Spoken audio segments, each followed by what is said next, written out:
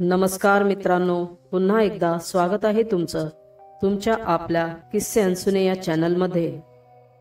मित्रांनो, चॅनलवर जर पहिल्यांदाच आला असाल तर चॅनलला सबस्क्राइब आणि व्हिडिओ आवडल्यास व्हिडिओला लाईक करायला विसरू नका। चला तर मित्रांनो, तुमचा जास्त वेळ न घेता कथेला सुरुवात करूया। महेश आपल्या बंगल्यावर दत्तप्रभूंची आराधना प्रार्थना करून नुकताच बसला होता। एवढ्यात त्यांचे गुरु स्वामी प्रेमानंद यांचा फोन येतो आणि महेश तो फोन उचलतो। समोरून स्वामी महाराज महेशला बोलतात, महेश, एक काळे कपडे परिधान केलेला व्यक्ती तुझ्याकडे येत आहे। तो येण्याआधी गेटला काही लाल मिरच्या, काळी मोहरी आणि दत्तप्रभूंचा अंगारा एका पोटलीमध्ये नेहून बांध। महेश ठीक आहे स्वामी असं म्हणून फोन ठेवतो आणि स्वामींनी सांगितलेले ते कार्य पूर्ण करतो। गेटला जाऊन ती पोटली तो बांधून येतो आणि आता काही मिनिटच गेली असतील। एवढ्यात एक केस वाढवलेला, एक विचित्र वस्त्र परिधान केलेला, गळ्यामध्ये अनेक प्रकारच्या माळा घातलेला, सोबत एक स्त्री असते त्याच्या। ती काहीशी वैतागलेल्या अवस्थेमध्ये असते आणि ही दोघं गेटच्या आत प्रवेश करतात आणि येऊन डोरबेल वाजवतात। एवढ्यात महेश जाऊन दरवाजा उघडतो आणि तो विचित्र व्यक्ती आणि ती स्त्री आत प्रवेश करते। महेश त्वरित त्या व्यक्तीला दत्तप्रभूंचा अंगारा, दत्तप्रभूंचं स्मरण करून लावतो आणि अचानक त्या व्यक्तीला काय होतं कोणास ठाऊक, तो आपल्या शरीराला चाचपून पाहतो आणि पटकन महेशच्या चरणांना हात लावतो। एवढ्यात महेश त्याला चरणांना हात लावायच्या आधीच अडवतो आणि उभं करतो। महेशला काहीच कळत नाही हा असं का करतो आहे। मात्र आता तो व्यक्ती महेशला सांगू लागतो, महाराज, एवढ्या वर्षांच्या वेदना मला आज जाणवल्या नाहीत। माझं शरीर नेहमी एका विचित्र वेदनेने दुखत असायचं। माझे सांधे अडखळलेले होते, मला नीट उठता बसता येत नव्हतं। मात्र तुमच्या एका स्पर्शाने माझी ती सर्व वेदना निघून गेली आणि मला माझे शरीर एकदम हलकं आणि निरोगी झाल्यासारखं भासत आहे। कृपया मला या विचित्र शक्तीच्या तावडीतून सोडवा। मी खूप पश्चाताप पावलो आहे आणि पुरता वैतागलो आहे। ही विद्या शिकून माझं जीवन मला नको झालं आहे। हे ऐकून महेश त्याला म्हणाला, हे बघा भाऊ, तुम्ही कोणत्या विद्येबद्दल बोलत आहात हे मी जाणत नाही। सविस्तर सांगाल तर बरं होईल। मात्र तुमच्या या अवस्थेला मी काहीच करू शकत नाही। माझे गुरु स्वामी प्रेमानंद महाराजच तुम्हाला या संकटातून सोडवू शकतात। तसा तो व्यक्ती आता बोलू लागला, माझं नाव राहुल आहे। मला ज्योतिषविद्येची खूप आवड होती, त्यामुळे मी ती शिकण्यासाठी खूप धडपड करीत होतो। मात्र कोणीही योग्य गुरु मला सापडत नव्हता। थोडीफार विद्या मी इकडे तिकडे फिरून अर्जित केली होती आणि एक दोन माणसं माझ्याकडे यायची। मात्र त्यांनी माझं समाधान काही झालं नाही, कारण माझ्या समोरच्याच बिल्डिंगमध्ये एक महाराज ज्योतिषविद्याचं कार्य करीत असत आणि त्यांच्या घरासमोर लागलेली रीघ मला पाहवत नव्हती। माझं मन ती रीघ आणि ती रांग पाहून द्वेषाच्या अग्नीमध्ये खूप जळायचं आणि मी ठरवलं होतं, कुठल्याही प्रकारे ही ज्योतिषविद्या शिकायचीच। असंच एकदा मी योग्य गुरुच्या शोधामध्ये अनेक तीर्थस्थळ फिरत होतो आणि मी जाऊन काशी या तीर्थक्षेत्री पोहोचलो। तिथे अनेक साधू संत बसले होते आणि मी उदास असा गंगेच्या तटाजवळ बसलो होतो। तेवढ्यात एक अघोरी साधू माझ्याजवळ आला आणि मला विचारू लागला, खूप उदास दिसतो आहेस, काय झालं? तसं मी त्याला टाळण्याच्या उद्देशाने वैतागून म्हणालो, काही नाही, जा पुढे। त्यावर तो साधू मला म्हणाला, एवढा का वैतागला आहेस? एवढं वैतागून ज्योतिषविद्या शिकता येत नाही? हे ऐकल्यावर मी आश्चर्याने त्याच्याकडे पाहू लागलो आणि विचार करू लागलो, याला कसं कळलं की मी ज्योतिषविद्या शिकण्यासाठी इथवर आलो आहे आणि हताश होऊन बसलो आहे? त्यावर तो अघोरी साधू म्हणाला, मला सर्व कळतं आणि तुला जी विद्या हवी आहे ती ज्योतिषविद्या मी तुला देऊ शकतो। मात्र त्याने काहीच होणार नाही। तुला जर नावलौकिक पैसा मिळवायचा असेल तर तुला जी विद्या मी देईन ती तू ग्रहण करशील, तरच हे सर्व गोष्टी तुझ्या पायाशी लोळण घेतील आणि तुझा नावलौकिक वाढेल. तुला जर नावलौकिक पैसा मिळवायचा असेल तर तुला जी विद्या मी देईन ती तू ग्रहण करशील, तरच ह्या सर्व गोष्टी तुझ्या पायाशी लोळण घेतील आणि तुझा नावलौकिक वाढेल. आहे तयारी तुझी? त्यावर मी पटकन तयार झालो, कारण यासाठीच तर मी इथवर आलो होतो. आणि मी त्याला म्हणालो, हो ठीक आहे, मी ग्रहण करेन ती विद्या. त्यावर तो मला म्हणाला, ठीक आहे, माझ्या कुटीमध्ये संध्याकाळी ये, मी वाट पाहीन. मात्र काही वस्तू तुला सोबत आणाव्या लागतील. गांजा, मांस आणि दारू, सोबत चिलमही घेऊन ये. माझ्या कुटीमध्ये ये, मी तुला सविस्तर सांगतो ही विद्या कशी ग्रहण करता येईल. हे ऐकल्यावर मी विचार करू लागलो, विद्या शिकायला या गोष्टींची काय गरज? नंतर मी विचार केला, हा साधू अघोरी आहे, कदाचित माझ्याकडून गुरुदक्षिणा घेत असावा. तसं मी या सगळ्या गोष्टी कशाबशा जमा केल्या आणि संध्याकाळी त्या अघोरी साधूच्या कुटीजवळ पोहोचलो. दार ठोकावलं. मात्र त्या दारात उभा होतो तेव्हाच मला काहीसा खूपच घाणेरडा वास भपकन माझ्या नाकामध्ये शिरला. तसं क्षणभर मला ओकारी आल्यासारखं झालं. अघोरीने मला आतूनच आवाज दिला, आत ये. तसा मी त्या झोपडीमध्ये शिरलो. अघोरी साधू समोर बसला होता. त्याने मला त्याच्यासमोर बसायला सांगितलं. तसं मी त्याच्यासमोर बसलो. मला त्याने विचारलं, मी सांगितलेल्या वस्तू आणल्या आहेस का? तसं मी पटकन म्हणालो, हो आणल्या आहेत. आता तो साधू बोलू लागला, मी तुला जी विद्या देणार आहे त्यासाठी तुला दारूप्राशन करावी लागेल, मांसही खावं लागेल आणि गांजाच्या नशेमध्येच राहावं लागेल. आणि हे तुला 15 दिवस करावं लागेल. 15 दिवसात मी पाहीन तुला याची सवय होते का. तू जर हे करू शकलास तर पुढे 3 दिवसाची तुझी एक साधना असेल.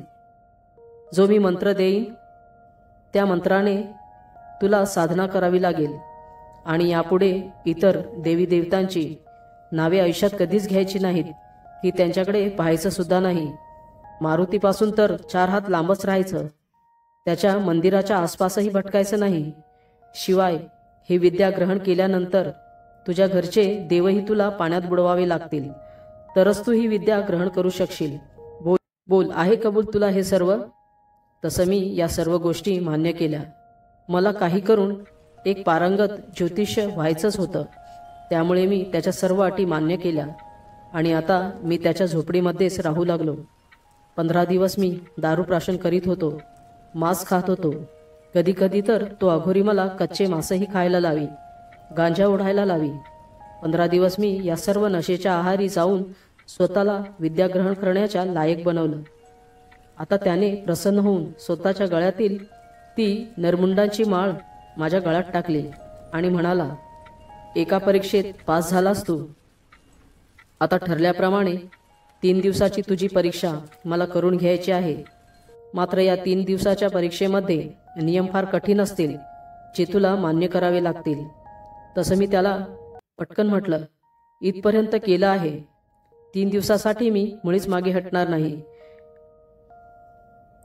मी तीही परीक्षा पूर्ण करेन. आणि त्यांनी मला नियम सांगायला सुरुवात केली आणि तो सांगू लागला, तुला ही साधना नग्न अवस्थेत करावी लागेल आणि या 3 दिवसात तुला काहीही खायला मिळणार नाही. तहान लागल्यास स्वतःचं मूत्र आणि भूक लागल्यास स्वतःची विष्ठा खावी लागेल. हे ऐकून मी थरारून गेलो. मात्र धीर एकवटून मी हे देखील मान्य केलं आणि आता माझी साधना सुरू झाली. साधना दिवस रात्र करायची होती आणि मी साधनेमध्ये त्याने दिलेला मंत्र जपू लागलो. आणि पूर्ण दिवस निघून गेला. मला भूक लागली तर मी त्याने सांगितल्याप्रमाणे इच्छा नसतानाही माझीच विष्ठा ग्रहण केली आणि स्वतःचेच मूत्र पिऊन मी माझी तहान भागवत होतो. फार कठीण काळ होता, पण मी मागे हटलो नव्हतो. पहिल्या रात्री मला एक अनुभव आला. एक स्त्री माझ्यासमोर येऊन बसली आहे. ती फारच मोहक वाटत होती. अप्रतिम लावण्य होतं त्या बाईचं, आणि ती मला मिठीत घेऊ लागली. मी नकार देत होतो, मात्र ती मला जबरदस्तीनेच मिठीत घेत होती आणि मी न राहून तिच्या मिठीमध्ये जात होतो. ती माझ्याकडे शय्यासुखाची मागणी करू लागली. मी आधी नकार दिला, मात्र माझा नकार ऐकून ती भयंकर संतापली आणि म्हणाली, जर तू माझं ऐकलं नाहीस तर आत्ताच तुझा जीव जाईल, मी मारून टाकेन तुला. असं म्हटल्यावर मी घाबरलो. मी तिच्या मागण्या पूर्ण करू लागलो. ती रात्रभर माझ्या शरीराशी खेळत राहिली आणि एक विचित्र स्मितहास्य देऊन अदृश्य झाली. आता दुसरा दिवस उजाडला होता. परत माझी तीच अवस्था.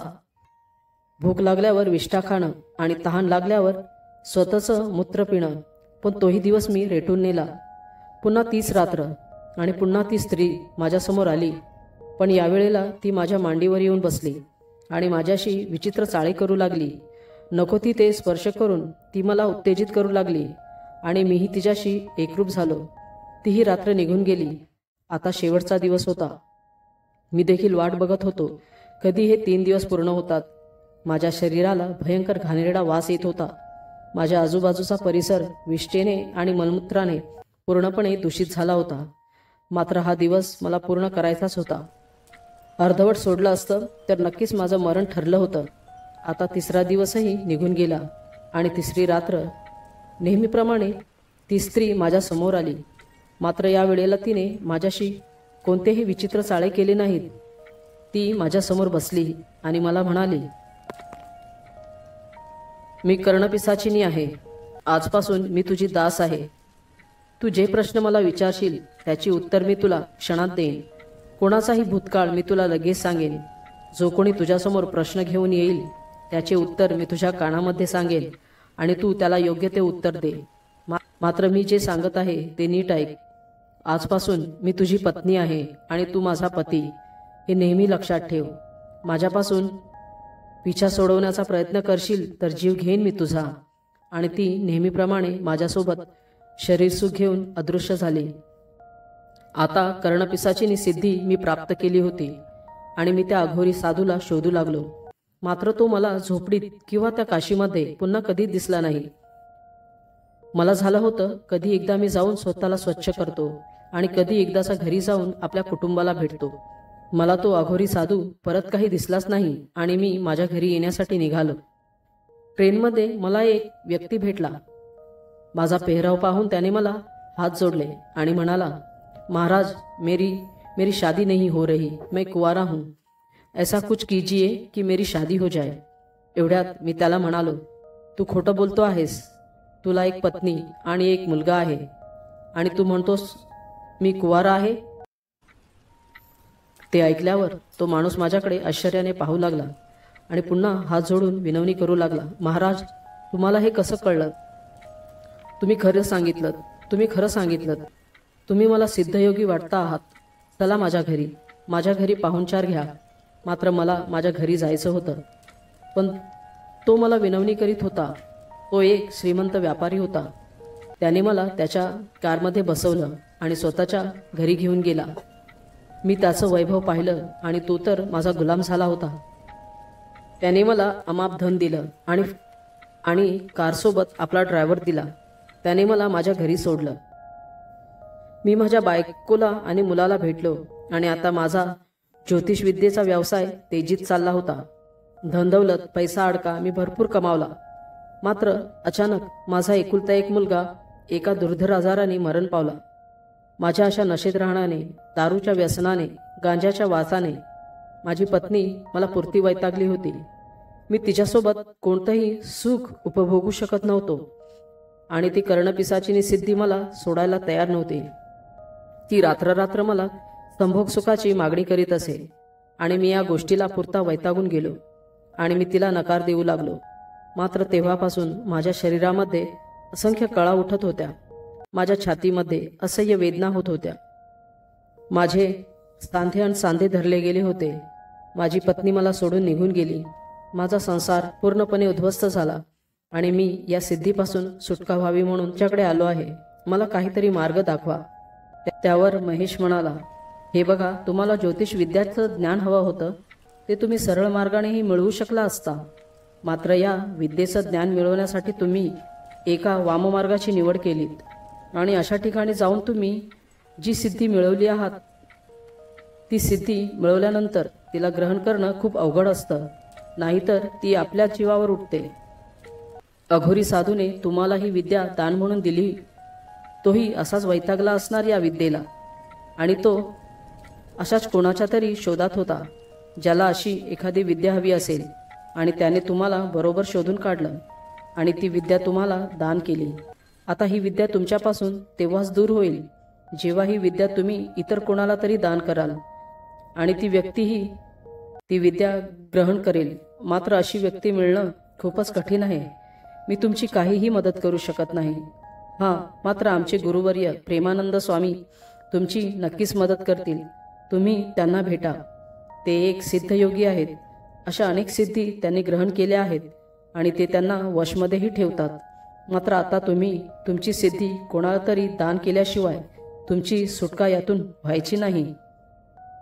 आणि आता राहुल आपल्या सेविकेसोबत काहीशा दुःखी अंतकरणाने तिथून निघून गेला. आणि एक दिवस महेश आपली पूजा उरकून चहा पिण्यासाठी सोफ्यावर बसला होता आणि त्याने एक वृत्तपत्र हातात घेतलं. त्यामध्ये एक बातमी आली होती. एका अघोरी साधूचा अकस्मात रहस्यमय मृत्यू झाला आहे आणि बातमी शेजारीच राहुलचा फोटो देखील छापण्यात आला होता. ते पाहून महेशने पटकन आपले गुरु स्वामी प्रेमानंद महाराज यांना फोन केला आणि ही बातमी कळवली. तसे महाराज म्हणाले, अशा चुकीच्या सिद्धींच्या मागे लागून कित्येक तरुण आपल्या जीवाला मुकतात. यांनी या सिद्धींच्या मागे मुळीच लागू नये. निव्वळ साधी भक्ती आणि निष्काम सेवेने, परमेश्वराच्या नामस्मरणाने माणूस अष्टसिद्धीही प्राप्त करून घेऊ शकतो. हे ऐकून महेश म्हणाला, तुम्ही योग्य बोलत आहात स्वामीजी. तुम्हाला नमस्कार असो. आता मी फोन ठेवतो. असं म्हणून महेशने फोन ठेवला आणि एक मोठा श्वास सोडून महेश आपल्या नेहमीच्या कामाला लागला. मित्रांनो, कशी वाटली ही गोष्ट नक्की सांगा. व्हिडिओ आवडल्यास व्हिडिओला लाईक आणि चॅनलला सबस्क्राईब करायला विसरू नका. चला तर मित्रांनो, भेटूया पुढील व्हिडिओ पुढील कथेसह. तोपर्यंत नमस्कार.